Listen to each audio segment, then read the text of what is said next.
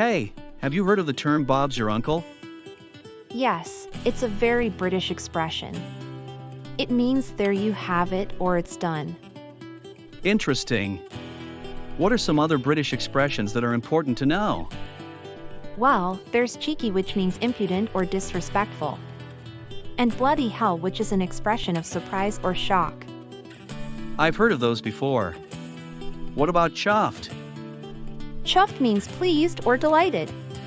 For example, I'm chuffed to bits with my new job. Ah, I see. What about taking the mickey? Taking the mickey means making fun of someone or teasing them.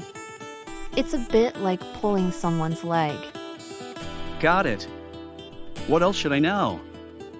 Well, there's knackered, which means tired or exhausted.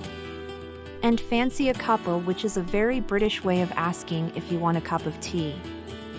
Thanks for explaining these expressions to me. It's good to know them to improve my English skills. No problem.